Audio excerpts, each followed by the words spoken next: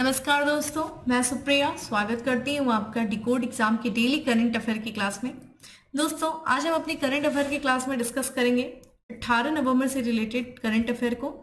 चलिए दोस्तों, जल्दी से आप सभी लोग सेशन से जुड़ जाइए, सेशन को आप सब लोग शेयर कर दें। और जैसा कि मैं उम्मीद कर रही हूँ आप सब लोग बहुत ही अच्छे से होंगे और अच्छे से अपनी प्रिपरेशन कर रहे होंगे। इसी के साथ साथ डेली करंट अफेयर के आप नोट्स बना सके, इसके लिए जो है आपको पीडीएफ प्रोवाइड किया जाता है टेलीग्राम ग्रुप पे, जिसका लिंक डिस्क्रिप्शन बॉक्स में दिया हुआ है। तो दोस्तों, वहां से टेलीग्राम ग्रुप को ठीक है ज्वाइन कर लीजिए डिकोड एग्जाम के, और डेली जो है पीडीएफ को डाउनलोड करके अपनी शॉर्ट नोट्स बनाइए, रिवीजन करिए और कोशिश करिए डेली जो है सेशन को फॉलो करिए, क्योंकि करंट अफेयर जो है आपके एग्जाम के लिए बहुत ही ज्यादा इंपॉर्टेंट है और यहाँ से रिलेटेड बहुत सारे क्वेश्चन आपके एग्जाम में पूछे जाते हैं। तो आइए दोस्तों, स्टार्ट करते हैं अपनी क्लास। और आज की क्लास में हमारा दोस्तों सबसे पहला प्रश्न है कि वैश्विक मत्स्यिकी सम्मेलन भारत 2023 का आयोजन कहाँ किया जाएगा। तो बताइए, वैश्विक जो है मत्स्यिकी सम्मेलन 2023 का आयोजन किस राज्य, किस शहर में किया जाएगा। ऑप्शंस आपके सामने दोस्तों, जल्दी से कमेंट बॉक्स में आंसर करिए। और इसका करेक्ट आंसर है दोस्तों बी, यानी कि अहमदाबाद में। ठीक है, तो आइए इसके बारे में देखते हैं दोस्तों। तो यहाँ पे मछुआरों और मछली पालकों और अन्य हितधारकों के योगदान और उपलब्धियों का उत्सव मनाने और मत्स्य पालन क्षेत्र के सतत और न्यायसंगत विकास के प्रति प्रतिबद्धता को मजबूत करने के लिए भारत सरकार का मत्स्य पालन विभाग ठीक है विश्व मत्स्यिकी दिवस के अवसर पर वैश्विक मत्स्य सम्मेलन भारत 2023 का आयोजन कर रहा है। तो किस उद्देश्य से, जो मछुआरे यानी कि जो मछली पालक हैं और साथ ही साथ जो इस क्षेत्र से जुड़े हुए जो लोग हैं, उनके जो उपलब्धियां हासिल किया है, जो मत्स्य क्षेत्र में जिस तरीके की प्रगति हुई है, उसका जो है जश्न मनाने के लिए जो भारत सरकार के द्वारा ठीक है, भारत सरकार का जो विभाग है, कौन सा, मत्स्य पालन विभाग, उसके द्वारा वैश्विक मत्स्य सम्मेलन का आयोजन किया जाएगा। ये सम्मेलन दोस्तों 2 दिनों तक का आयोजन है। ठीक है, 2 दिवसीय सम्मेलन है और ये 21 नवंबर से शुरू होगा, 22 नवंबर तक आयोजित किया जाएगा। कहाँ पे दोस्तों, तो ये गुजरात की जो अहमदाबाद सिटी है, अहमदाबाद के गुजरात साइंस सिटी में आयोजित किया जाएगा। ठीक है, सम्मेलन का विषय क्या होगा, मत्स्य पालन और जलीय कृषि धन का उत्सव मनाएं। ठीक है, ये इसका विषय होगा। तो ध्यान रखिएगा दोस्तों, यहाँ पे ये इंपॉर्टेंट है। ठीक है, तो यहाँ पे वैश्विक मत्स्यिकी सम्मेलन भारत 2023 का आयोजन कहाँ किया जाएगा, अहमदाबाद में किया जाएगा। अगला प्रश्न है दोस्तों कि भारत और किस देश के बीच संयुक्त सैन्य अभ्यास मित्र शक्ति 2023 शुरू हुआ है। तो यहाँ पे मित्र शक्ति 2023 अभ्यास किस देश के बीच में, भारत और किस देश के बीच में शुरू हुआ है। ऑप्शन दोस्तों आपके सामने, कमेंट बॉक्स में आंसर करिए, साथ ही साथ वीडियो को शेयर करते रहिए दोस्तों को। तो मित्र शक्ति यहाँ पे जो अभ्यास है दोस्तों, ध्यान रखिएगा, भारत और श्रीलंका के बीच में जो है ये सैन्य अभ्यास है, जो कि अभी इसका आयोजन शुरू हुआ है। ठीक है, ये 9वां संस्करण, ध्यान रखिएगा, ये 9वां संस्करण है, जिसका आयोजन ओंध, यानी कि ओंध की बात करें दोस्तों, ये शहर है पुणे में, और ये जो है ध्यान रखिएगा यहाँ पे इसका आयोजन किया जाए। तो मित्र शक्ति अभ्यास दोस्तों ध्यान रखिएगा, भारत और श्रीलंका के बीच में होने वाला संयुक्त सैन्य अभ्यास है, 9वां संस्करण है दोस्तों, जिसका जो है आयोजन किया जा रहा है ओंध पुणे में। यह जो है अभ्यास 16 तारीख से शुरू है और ये 29 नवंबर तक आयोजित किया जाएगा। भारत की तरफ से इसमें कौन प्रतिनिधित्व कर रहा है, तो भारत टुकड़ी का जो प्रतिनिधित्व कर रहे हैं मुख्य रूप से जो मराठा लाइट इन्फेंट्री रेजिमेंट के जो 120 सैनिक है, उनके द्वारा जो है इसका आयोजन किया जा रहा है। वहीं श्रीलंकाई पक्ष का प्रतिनिधित्व किसके द्वारा किया जा रहा है, तो 53 इन्फेंट्री डिवीजन के जो सैनिक है उनके द्वारा इसका आयोजन किया जा रहा है। भारतीय वायुसेना के भी जो है सैनिक इसमें भाग ले रहे हैं, तो 15 सैनिक और श्रीलंकाई वायुसैनिक के 5 सैनिक भी इस अभ्यास में भाग ले रहे हैं। तो मैत्री शक्ति अभ्यास दोस्तों भारत और श्रीलंका के बीच में आयोजित हो रहा है और ये जो है 9वां संस्करण है, इस वर्ष भारत के पुणे शहर में ठीक है ओंध में आयोजित किया जा रहा है। इसी के साथ साथ एक अन्य अभ्यास भी है दोस्तों, जिसका आयोजन किया गया ठीक है चीन और पाकिस्तान के बीच में। नाम क्या है, गार्जियन। ठीक है, गार्जियन संयुक्त सैन्य अभ्यास ठीक है, जिसका ठीक है सी गार्जियन, ध्यान रखिएगा, सी गार्जियन संयुक्त सैन्य अभ्यास है, जिसका आयोजन चीन और पाकिस्तान के बीच में किया गया। ठीक है, 11 नवंबर से लेकर के 17 नवंबर के बीच में इसका आयोजन किया गया। कहाँ किया गया, तो उत्तरी अरब सागर में। ठीक है, तो सी गार्जियन जो युद्धाभ्यास है दोस्तों, ये चीन और पाकिस्तान के बीच में आयोजित किया गया ठीक है उत्तरी अरब सागर में। और सी गार्जियन संयुक्त सैन्य अभ्यास का ये कौन सा संस्करण था, तो ध्यान रखिएगा ये 3रा संस्करण था। ठीक है, इसमें जो भाग किसने लिया, तो यहाँ पे जो सॉन्ग श्रेणी के डीजल इलेक्ट्रिक पनडुब्बी ने इसमें भाग लिया। इस अभ्यास में जो है पहली बार, ये भी ध्यान रखिएगा, चीन और पाकिस्तान ने जो है पहली बार संयुक्त समुद्री गश्त भी किया है। अभ्यास का उद्देश्य क्या था, ठीक है सी गार्जियन का, तो हर मौसम में रणनीतिक सहयोगात्मक साझेदारी और रक्षा सहयोग को बढ़ावा देना। ठीक है, ये ध्यान रखिएगा। तो यहाँ पे हमने लोगों ने दो बात किया, एक तो आपका ध्यान रखेगा मैत्री शक्ति जो भारत और श्रीलंका के बीच में, सी गार्जियन की बात करें तो चीन और पाकिस्तान के बीच में आयोजित किया गया। अगला प्रश्न है दोस्तों कि हाल ही में कब राष्ट्रीय प्रेस दिवस मनाया गया। दोस्तों कब मनाया गया, ऑप्शंस आपके सामने है, जल्दी से कमेंट बॉक्स में आंसर करिए। इसका करेक्ट आंसर है डी, ठीक है, 15 नवंबर को जो है राष्ट्रीय प्रेस दिवस मनाया जाता है। तो आइए इसके बारे में बात करते हैं। दोस्तों ध्यान रखिएगा यहाँ पे, ठीक है, यहाँ पे अगर हम देखें दोस्तों तो स्वतंत्र और यहाँ पे जिम्मेदार प्रेस की याद में हर साल देखा जाए 16 नवंबर को, ठीक है, राष्ट्रीय प्रेस दिवस जो है मनाया जाता है। इस दिन की बात करें दोस्तों तो 16 नवंबर 1966 के दिन भारतीय प्रेस परिषद ने पत्रकारिता के मानकों की निगरानी का काम संभाला था। उसके बाद से जो है 1997 से यहाँ पे बात करें दोस्तों तो परिषद जो है विभिन्न संगोष्ठियों के माध्यम से राष्ट्रीय प्रेस दिवस जो है मनाती है। इस पर थीम क्या है 2023 की राष्ट्रीय प्रेस दिवस का विषय क्या है, तो कृत्रिम बुद्धिमत्ता के युग में मीडिया, ठीक है, इस साल की थीम है। तो ये ध्यान रखिएगा जो है राष्ट्रीय प्रेस दिवस कब मनाया जाता है दोस्तों, 16 नवंबर को मनाया जाता है। इसी के साथ साथ 16 नवंबर को एक दिन और मनाया गया, अंतर्राष्ट्रीय सहिष्णुता दिवस जो है इंटरनेशनल डे फॉर टॉलरेंस मनाया गया दोस्तों। कब मनाया गया, 16 नवंबर को ही मनाया गया। इस दिवस को किसके द्वारा, संयुक्त राष्ट्र द्वारा जो है मनाया जाता है। तो असहिष्णुता के खतरों पर जन जागरूकता पैदा करने के उद्देश्य से इस दिवस को जो है मनाए जाने की घोषणा की गई थी। ध्यान रखिएगा यूनेस्को के द्वारा जो है इस दिवस को दोस्तों ध्यान रखिएगा यूनेस्को के द्वारा जो है 1997 में इस दिवस की शुरुआत की गई थी, ठीक है। ये जो दिवस है दोस्तों, यहाँ पे जो गांधी जी की जयंती थी दोस्तों 125वीं जयंती के अवसर पे 2 अक्टूबर, ठीक है। तो यहाँ पे 1995 को संयुक्त राष्ट्र महासभा के द्वारा जो है इस दिवस को अंतरराष्ट्रीय सहिष्णुता वर्ष जो है घोषित किया गया था, ठीक है। इस वर्ष जो है यहाँ की बात करें दोस्तों, सबसे इंपॉर्टेंट चीज, इसी वर्ष में अहिंसा सहिष्णुता को बढ़ावा देने और जागरूकता फैलाने के लिए इस जो है पुरस्कार की स्थापना की गई थी जिसका नाम है यूनेस्को मदनजीत सिंह पुरस्कार, ठीक है। इस पुरस्कार की भी स्थापना की गई थी। किसको दिया जाता है ये पुरस्कार, जो दुनिया में अहिंसा और सहिष्णुता के प्रति जो है जागरूकता फैलाते हैं उनके कार्यों को ये पुरस्कृत किया जाता है। इस वर्ष को दोस्तों ध्यान रखिएगा 1996 में 16 नवंबर को अंतरराष्ट्रीय सहिष्णुता दिवस के रूप में मनाए जाने की घोषणा संयुक्त राष्ट्र महासभा के द्वारा किया गया था, ठीक है। चूंकि ये दिवस मनाया जाता है यूनेस्को के द्वारा तो ये बॉडी भी इंपॉर्टेंट है। संयुक्त राष्ट्र शैक्षिक वैज्ञानिक और सांस्कृतिक संगठन इसका जो है पूरा नाम है यूनेस्को का।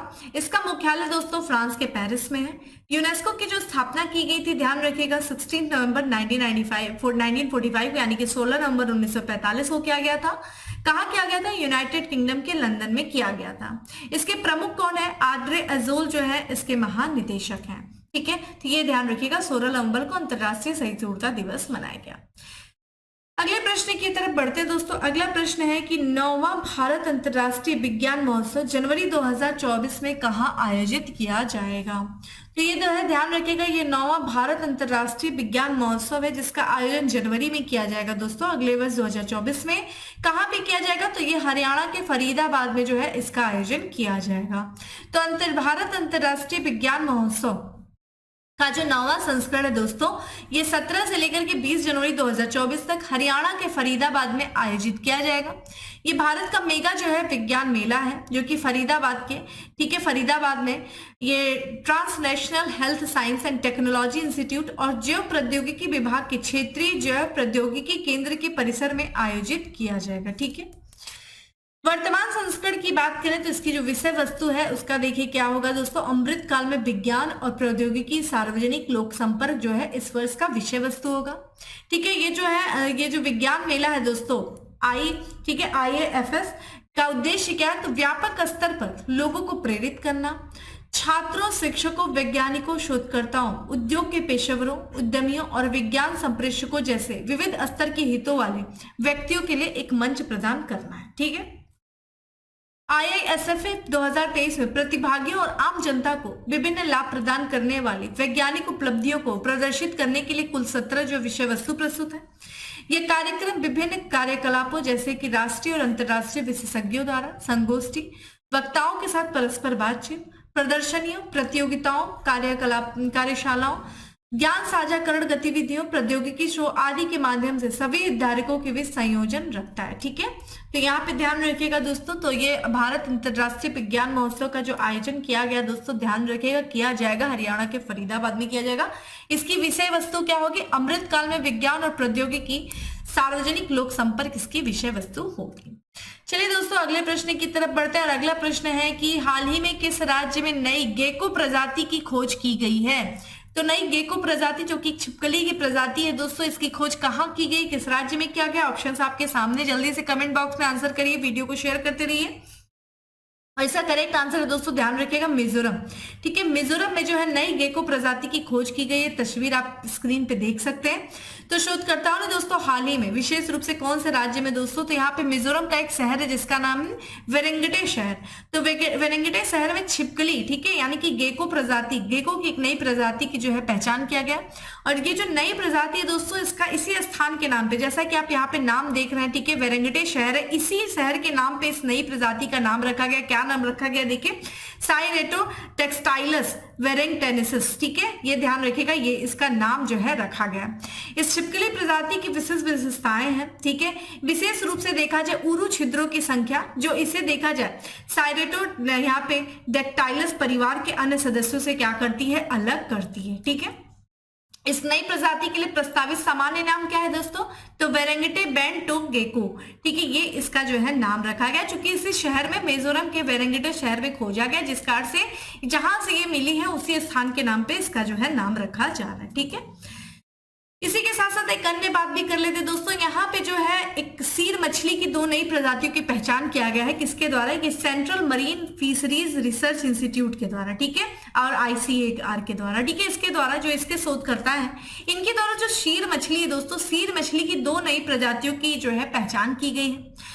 इसकी जो प्रजाति की पहचान की गई, जो प्रमुख वैज्ञानिक है EM अबू सम्मद के नेतृत्व में किया गया है। ठीक है, यहाँ पे किसके, यहाँ पे टैक्सोनोमिस्ट्स की जो टीम है उनके द्वारा देखा जाए तो अरेबियन सेप्रो सीर मछली, ठीक है, का अनावरण किया गया है। ठीक है, वहीं देखा जाए जो पहले से अज्ञात प्रजाति थी, और यहाँ पे देखा जाए दोस्तों तो रसेलस स्पॉटेड सीयर मछली को जो है पुनर्जीवित किया गया है। तो ये दो नई प्रजातियों को खोजा गया, तस्वीर आप देख रहे हैं। अब इन दो नई प्रजातियों के खोजने के बाद जो निष्कर्ष निकला है, इससे जो भारतीय जल के क्षेत्र में जो शीर्ष मांग वाली दृष्टा मछली प्रजाति, उनकी संख्या बढ़कर के 4 से बढ़कर के कितनी होगी दोस्तों? 6 हो गई है, जिससे समुद्री जैव विविधता के बारे में हमारी समझ में क्या हो गया? वृद्धि हुई है। ठीक है, यह खोज भारतीय तट के किनारे पाई जाने वाली चित्तीदार मछली प्रजातियों पर केंद्रित एक व्यापक वर्गीकरण अध्ययन का परिणाम थी।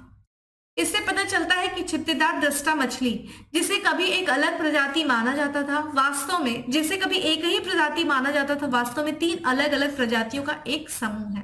तो ये जो है ध्यान रखिएगा, ये जो दृष्टा मछली प्रजाति, इनकी संख्या पहले 4 मानी जाती थी, 2 प्रजातियों को एक ही माना जाता था, लेकिन अब पता चला है, जब खोज हुई तो इससे पता चला कि नहीं भाई, ये अलग अलग प्रजातियां, इससे इनकी संख्या बढ़कर के कितनी हो गई दोस्तों? 6 हो गई।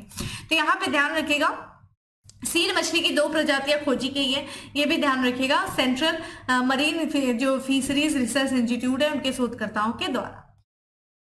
अगला प्रश्न है दोस्तों कि निम्न में से किस राज्य में भारतीय नौसेना की तोपखाना संगोष्ठी का आयोजन किया गया? ठीक है, तो किस राज्य में भारतीय नौसेना की तोपखाना संगोष्ठी का आयोजन किया गया दोस्तों? ऑप्शंस आपके सामने हैं, कमेंट बॉक्स में आंसर करिए। उसका करेक्ट आंसर है A, केरल में। ठीक है, आइए इसके बारे में बात करते हैं दोस्तों। तो यहाँ पे दोस्तों बात करें, जो भारतीय नौसेना की तोपखाना संगोष्ठी, इसका आयोजन केरल में किया गया। ठीक है, इसका आयोजन जो केरल के कोची स्थित जो INS द्रोणाचार्य है, वहां पे इसका आयोजन किया गया। इस संगोष्ठी के मुख्य अतिथि के रूप में कौन शामिल था? तो नौसेना अध्यक्ष जो है एडमिरल R हरि कुमार जो है इसके मुख्य अतिथि थे। और ये संगोष्ठी दोस्तों हर 3 वर्ष में जो है एक बार आयोजित की जाती है। ये देखा जाए तो यह तोपखाना क्षेत्र के विशेषज्ञों को भविष्य की प्रौद्योगिकियों और सेंसरों के परिचालन संबंधी उपयोग से जुड़े मामलों पर अपने शोध पत्र प्रस्तुत करने के लिए एक मंच प्रदान करता है। इस संगोष्ठी का जो आयोजन किया गया दोस्तों, किसके द्वारा किया गया? तो दक्षिणी नौसेना कमान के द्वारा जो है इस संगोष्ठी का आयोजन किया गया। यह देखा जाए तो इस साल की थीम क्या है संगोष्ठी की दोस्तों? तो इमर्जिंग टेक्नोलॉजीज इन ठीक है, गनरी एंड मिसाइल वॉरफेयर। ठीक है, इसमें जो है इस वर्ष की थीम थी। आईएनएस द्रोणाचार्य की दोस्तों बात करें तो गोलाबारी तथा मिसाइल युद्ध कला के सभी पहलुओं पर नौसेना के अधिकारियों और नाविकों, तटरक्षकों एवं मित्रवत विदेशी सामुद्रिक बलों को प्रशिक्षण प्रदान करता है। ठीक है, आईएनएस द्रोणाचार्य। तो ये ध्यान रखिएगा दोस्तों, भारतीय नौसेना की तब जो है तो यहाँ पे तोपखाना संगोष्ठी का आयोजन केरल में किया गया। अगला प्रश्न है दोस्तों जो कि अवार्ड से रिलेटेड है कि निम्न में से किसे पहला life time disturbing the peace award से प्रदान किया गया है। तो life time disturbing the peace award किसे प्रदान किया गया है दोस्तों, ऑप्शंस आपके सामने हैं। तो इसका करेक्ट आंसर है सलमान रुश्दी को जो है life time disturbing the peace award, जो कि पहला अवार्ड था, ये दिया गया है। तो प्रसिद्ध लेखक हैं ये सलमान रुश्दी, जिनके जो है पहला life time disturbing the peace award से इन्हें सम्मानित किया गया। उन्हें ये जो अवार्ड दिया गया दोस्तों, ये अपर ईस्ट साइड वैकलेव हैवल सेंटर के द्वारा एक कार्यक्रम आयोजित किया गया था। उसी कार्यक्रम में जो है ये पुरस्कार प्रदान किया गया। इस समारोह की जो मेजबानी की गई अनुभवी सीवीएस जो है पत्रकार, जिनका नाम है ठीक है लेस्ली स्टाल, ने हैवल सेंटर में इसकी मेजबानी की, जिससे पहले वैकलेव हैवल लाइब्रेरी फाउंडेशन के नाम से भी जाना जाता था। इस केंद्र की जो स्थापना की गई थी वह मानवाधिकार और स्वतंत्रता अभिव्यक्ति की वकालत के लिए 2012 में इस केंद्र की स्थापना किया गया था। और इनकी बात करें अक्टूबर में ठीक है सलमान रुश्दी को ठीक है जर्मन बुक ट्रेड का शांति पुरस्कार भी मिला था। ठीक है यहाँ पे, तो ये ध्यान रखिएगा दोस्तों। ठीक है, तो ये जो है इस बार का ये पहला जो है ध्यान रखिएगा ये पुरस्कार था, माफ करिएगा, ये जो है पहला life time disturbing the peace award था दोस्तों, जो कि किसे दिया गया है, जो लेखक हैं दोस्तों सलमान रुश्दी को ये पुरस्कार दिया गया। इसी के साथ साथ यहाँ पे एक पाकिस्तान स्थित जो है क्लीन टेक स्टार्टअप है शी-गार्ड, उसे अपने अभिनव बायोडिग्रेडेबल और प्लास्टिक मुक्त सैनिटरी उत्पाद का प्रदर्शन करते हुए climate launch pad Asia Pacific final में जो है विजयी हुई है। स्टार्टअप का मिशन क्या है दोस्तों, तो पाकिस्तान में जलवायु परिवर्तन, सार्वजनिक स्वास्थ्य और ठोस अपशिष्ट प्रबंधन की परस्पर जुड़ी चुनौतियों का समाधान करते हुए केले के फसल के कचरे को किफायती पर्यावरण अनुकूल सैनिटरी नैपकिन में बदलना। तो ये जो केले की फसल है उसको क्या करना, सैनिटरी नैपकिन में बदलना दोस्तों, ये इस स्टार्टअप का जो है योगदान रहा है। ठीक है, तो यहाँ पे जो है ये फाइनल विजयी रहे climate launch pad Asia Pacific final में। ठीक है, जो पाकिस्तान की ये क्लीन नेट स्टार्टअप है शी-गार्ड। ठीक है, ये ध्यान रखिएगा। इसी के साथ साथ यहाँ पे हम बात कर लेते दोस्तों, यहाँ पे देखिए क्वेश्चन मिसिंग था लेकिन उसका एक्सप्लेनेशन दिया। देखिए ग्लोबल मीडिया कांग्रेस का आयोजन किया गया। ठीक है, कि संयुक्त अरब अमीरात के अबू धाबी में जो है ग्लोबल मीडिया कांग्रेस का आयोजन किया गया और ये मीडिया कांग्रेस का दोस्तों दूसरा संस्करण था।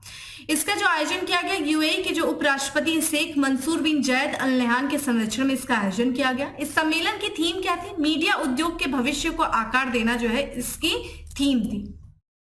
सरकार मीडिया शैक्षणिक उद्योग क्षेत्रों के प्रतिभागियों को आकर्षित करते हुए सम्मेलन में वक्ता, ठीक है, पैनलिस्ट और चर्चाकर्ता जो है शामिल होंगे, जो उभरते मीडिया रुझानों की पूरी श्रृंखला और क्षेत्र के व्यवसाय और बाजार विकास द्वारा पेश किए गए कई अवसरों पर विश्लेषण किया उन्होंने। यह कांग्रेस देखिए स्थिरता और जलवायु परिवर्तन समन प्रयासों को चलाने में पर्यावरण मीडिया द्वारा निभाई गई महत्वपूर्ण भूमिका पर केंद्रित था। तो यहाँ पे जो है ग्लोबल मीडिया कांग्रेस का आयोजन दोस्तों कहाँ किया गया, संयुक्त अरब अमीरात में किया गया। दूसरा जो है जो संस्करण था और इस संस्करण की यहाँ पे जो है ध्यान रखिएगा आयोजन जो किया गया वहां के जो यूएई के उपराष्ट्रपति हैं शेख मंसूर बिन जायद अल नह्यान जो है उनके संरक्षण में किया गया। ठीक है, अगला जो प्रश्न है जो कि ध्यान रखिएगा ये रिलेटेड है स्पोर्ट्स से कि किस भारतीय खिलाड़ी ने वनडे विश्व कप में सबसे तेज शतक लगाया है। किसने लगाया दोस्तों, तो ये ध्यान रखिएगा केएल राहुल ने। ठीक है, केएल राहुल ने वनडे विश्व कप में सबसे तेज शतक लगाया है। ठीक है, और ये केएल राहुल ने नीदरलैंड के खिलाफ, ठीक है ध्यान रखिएगा, नीदरलैंड के खिलाफ जो मैच खेला जा रहा था उसमें 62 गेंदों में इन्होंने सबसे तेज जो है शतक लगाया है। उन्होंने 63 गेंदों में शतक लगाने वाले जो है रोहित का, ठीक है, रोहित का रिकॉर्ड इन्होंने तोड़ा है। वह राहुल द्रविड़ के बाद विश्व कप शतक बनाने में दूसरे भारतीय विकेट कीपर बल्लेबाज भी बन गए हैं। भारत जो है पहली ऐसी टीम बन गई जिसने 5 बल्लेबाजों ने वनडे विश्व कप का एक पारी में 50 या उससे अधिक रन बनाए हैं। रोहित शर्मा एक विश्व कप संस्करण में 500 या उससे अधिक रन बनाने वाले पहले भारतीय कप्तान बने हैं। तो ये भी ध्यान रखिएगा दोस्तों, केएल राहुल ने वनडे विश्व कप में किसी भी भारतीय द्वारा बनाए गए सबसे तेज शतक में सबसे अधिक इन्होंने जो है शतक बनाया है, 62 गेंदों में सबसे तेज शतक लगाया है। इसी के साथ साथ दोस्तों बात करते हैं, देखिए विराट कोहली ने अपना 50वां जो है वनडे शतक बना करके इतिहास रचा है। तो विराट कोहली ने आईसीसी जो क्रिकेट विश्व कप चल रहा है दोस्तों 2023, उसके सेमीफाइनल में न्यूजीलैंड के खिलाफ ठीक है वानखेड़े स्टेडियम में 50वां वनडे शतक बनाकर इतिहास रचा। उन्होंने देखिए किसका रिकॉर्ड तोड़ा है, तो यहाँ पे सचिन तेंदुलकर के 49 शतक के रिकॉर्ड को पीछे छोड़ते हुए उन्होंने 50वां शतक जो है जड़ा है। विराट कोहली की बात करें दोस्तों तो किसी एक वर्ल्ड कप में सर्वाधिक रन बनाने वाले वो बल्लेबाज बन गए हैं। उन्होंने इस दौरान जो है मास्टर ब्लास्टर सचिन तेंदुलकर के 20 साल के पुराने विश्व रिकॉर्ड को तोड़ा है। विराट कोहली ने दोस्तों कितने जो है 106 गेंदों पर उन्होंने अपना 50वां जो है शतक जड़ा है। विराट कोहली विश्व कप 2023 में ठीक है 674 रन पूरा करते हुए विश्व रिकॉर्ड में अपना जो है नाम कर लिया है। ठीक है, ये ध्यान रखिएगा। तो इन्होंने 50वां जो है वनडे शतक बनाकर इतिहास रचा है दोस्तों, किसने? विराट कोहली ने। चलिए आज के लास्ट प्रश्न की तरफ बढ़ते हैं कि निम्न में से कौन सा देश voice of global south summit के दूसरे संस्करण की मेजबानी करेगा? तो voice of global south summit के दूसरे संस्करण की मेजबानी कौन सा देश करेगा दोस्तों? ये करेगा भारत। ठीक है, तो भारत कर रहा है दोस्तों। तो यहाँ पे जो भारत की मेजबानी में जो है दूसरे वॉइस ऑफ ग्लोबल साउथ शिखर सम्मेलन की क्या होगी दोस्तों? आयोजन किया जा रहा है। ये चूंकि इसका जो है उद्घाटन जो किया जाएगा इस सम्मेलन का वो प्रधानमंत्री नरेंद्र मोदी जी के द्वारा किया जाएगा। वर्चुअल माध्यम से जो है इस सम्मेलन का उद्घाटन किया गया। शिखर सम्मेलन में दोस्तों राष्ट्राध्यक्षों और सरकारों के प्रमुखों के लिए उद्घाटन और समापन सत्र के साथ जो है 10 सत्र आयोजित किए जाएंगे। पहले virtual voice of global south summit में ग्लोबल साउथ के लगभग 125 देशों ने क्या है हिस्सा लिया था।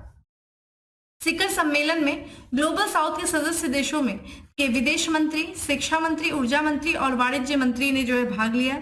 शिखर सम्मेलन में गाजा पट्टी में जो इजरायली सैन्य अभियान है उस पर भी चर्चा की गई। और चूंकि ध्यान रखिएगा शिखर सम्मेलन जैसा कि भारत इस साल G20 की अध्यक्षता कर रहा है तो जो है उसी की अध्यक्षता पर यह सम्मेलन जो है चर्चा में जो है केंद्रित था। तो अब आप मुझे बताइए भारत जो है 2023 की G20 की अध्यक्षता कर रहा है।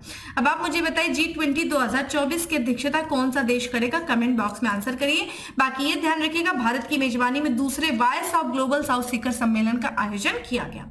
तो दोस्तों ये था आज का हमारा 10 MCQ। अब बात करते हैं किसके बारे में? फैक्ट्स ऑफ द डे के बारे में। फैक्ट्स ऑफ द डे में हमारा सबसे पहला फैक्ट है कि विश्व आर्थिक मंच के स्मार्टर क्लाइमेट फॉर्म्स चैलेंज की में विजेता बने कौन बने? ठीक है, द्वार ई रजिस्ट्री। ठीक है, वही पूर्व क्रिकेटर की बायोपिक है 800 रिलीज हुई जो कि किसके द्वारा लिखित है? तो यहाँ पे कौन से पूर्व क्रिकेटर की थी दोस्तों? तो मुथैया मुरलीधरन। हाल ही में ठीक है एबंडेंस इन मिलेट्स, ठीक है अबंडेंस इन मिलेट्स गीत को ग्रैमी पुरस्कार के लिए नामांकित किया गया है। इसके लेखक कौन है? फाल्गुनी शाह। ठीक है, बिली जीन किंग कप का विजेता बना कौन सा देश बना? कनाडा बना।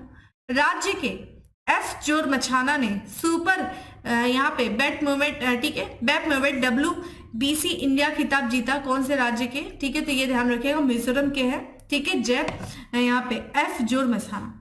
तो दोस्तों ये था आज का हमारा करंट अफेयर। उम्मीद करती हूँ आपको अच्छा लगा होगा। अच्छा लगा तो लाइक कर दीजिएगा, ज्यादा से ज्यादा लोग को शेयर करिएगा और डेली करंट अफेयर से जुड़े रहिए, डेली सेशन को फॉलो करिए। फिर मिलेंगे दोस्तों अपने अगले सेशन में, तब तक के लिए bye. Have a good day, stay safe and stay happy.